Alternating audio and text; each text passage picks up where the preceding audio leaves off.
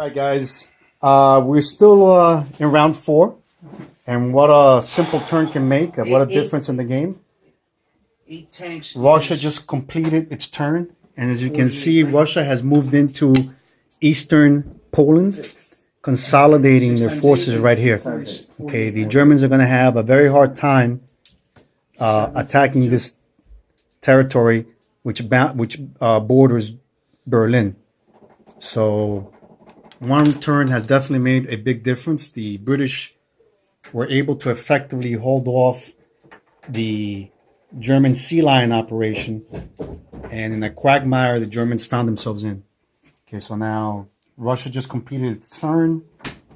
It's solidified itself, has taken over Germany's eastern territories, Romania, Slovakia, Hungary, and eastern Poland right here.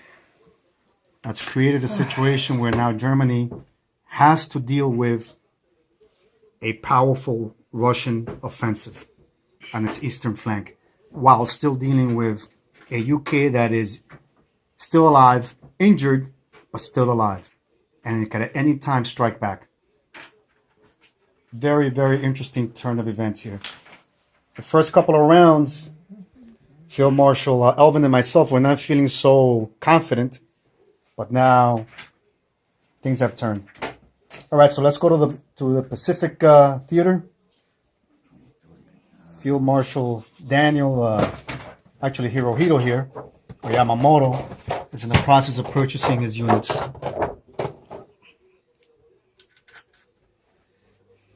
Okay. A U.S. task force off the coast of Alaska, a U.S. fleet in San Francisco, and a built-up U.S. fleet in Hawaii. And of course, all the way into the South Pacific, you have the Australians and New Zealanders getting ready also for their offense. And of course, the Japanese are all bottled up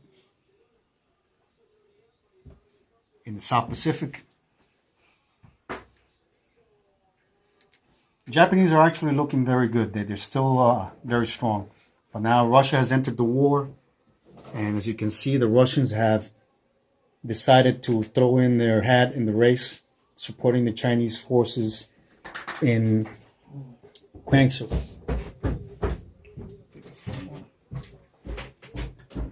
All right, guys. We'll keep you updated. All right, we're still at round four. It's the USA's turn. Elvin Actually, just attacked the Carolina Yeah, I had Islands. two hits. I had two hits. So it's one With his infantry and Pacific an fleet. AA gun. And he effectively took over the Caroline Islands. That's a key strategic objective for the United States, to take the Caroline Islands. Good move. I like that one. And by the way, don't forget your fighter. It's up there. Okay. Well, I can't bring it over yet. Guam. How about to Australia, maybe? I can bring it to Okay. So definitely the Japanese are continuing to push forward. They completely wiped out the Chinese. Any Chinese forces have been wiped out from the board already. However, the British, the UK Pacific, they're holding on strong. Okay, they'll make a couple of counter moves shortly. non-combat. All right. And basically, not much has changed in the Pacific. It's pretty much very little has changed. It's a monolith over here. Sorry, guys, my voice is starting to go on me. All right, this is round four. USA is now performing its non-combat movements. After this, would have been China, but China is out of the game for now. And then we'll move forward with the UK. And there's options that the UK has in the Middle East that it can take.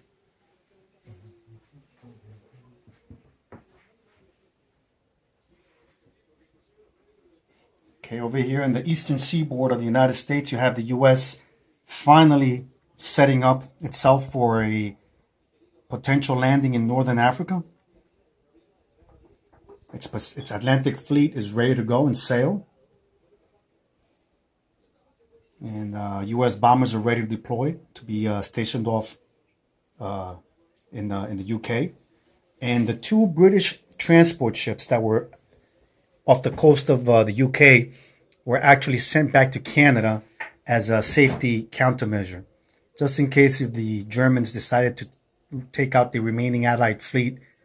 It would be safe for these guys to be over here on the Canadian eastern seaboard. Okay, also the Russians are ready to perform their convoy disruptions on Germany. And soon, with any luck, the United States will start its aerial bombardment of German industrial complexes. But that is yet to come. Most likely, you'll see that most likely round 6. All right, it's still round 4. Currently, it's Anzac's turn. What we have here is that the United States was able to deploy its fleet off the coast of Morocco. And that places the United States in an excellent geographical advantageous area for it to launch its offense either up in Northern Europe or anywhere in the Mediterranean, which is good because the UK heavily needs help from the United States. Okay, in Northern Africa, you had the Italians that were able to retake once again Cairo from the British, who have been able to retake it. So it's been a back and forth thing here in Egypt, where both the Italians and the British keep on going back and forth. In the Middle East, the Italians were also able to go deep into the region. Italians took over Persia. Sorry about that. Okay. And also moved into the Caucasus. Of course, they were able, that's a national objective. I believe it's 5 IPCs that they get. So now the Soviets have no choice but to counter that move. The Italians are, at this point in time, getting a substantial amount of IPC. How much did you get in your last turn? We're close to 40. Almost, yes, close to 40 IPCs. That's how much money the Italians are collecting by this round. That's round 4. Elvin's time just gave. Now he has to start his actual combat moves. Can you hit that, please?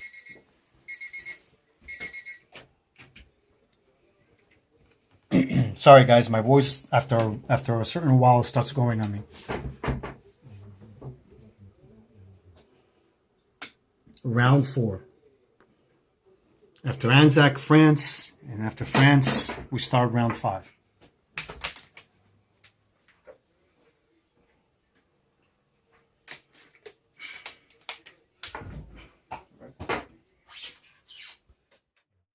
All right, guys, it's 4:10 p.m. We've been playing for over 6 hours now. We're about to start round 5. Okay, here we are. Initially, the first 3 rounds were hands down all axes. The axes were definitely on the offense. They had a good momentum going. However, in round 4, with the failure of the Germans with Sea Lion of taking London, that definitely set back the German war machine, and it allowed for Russian expansion at the beginning of round 4 for the Russians to come in hot and heavy in Eastern Europe. As you can see, the Russians, Soviets have taken over Eastern Poland, Slovakia, Hungary, and Romania. And they're bound to make even more gains if Germany doesn't take action, defensive action. All right, so you guys have any commentaries? Daniel? No? All right. By the way, if you guys feel like making a commentary, just feel free when I'm recording, okay? So, all right. So in the Pacific, definitely the Japanese are looking very good. Okay, the only thing is that they wholly committed to the Chinese, and they have accomplished their objective. The Chinese are out of the game, but the UK Pacific is holding on strong. The Japanese are nowhere close to taking them out. And if you look closer, the Japanese have totally forsaken any offensive action against the United States and Anzac to the point where they haven't even left any of their fighters on their carriers. So carriers with no fighters, it's an empty soda can as far as I'm concerned. So the U.S. now is definitely coming forward hot and heavy, and so is Anzac. Let's see how Hirohito responds to this. All right, guys. Beginning of round 5, Germany goes.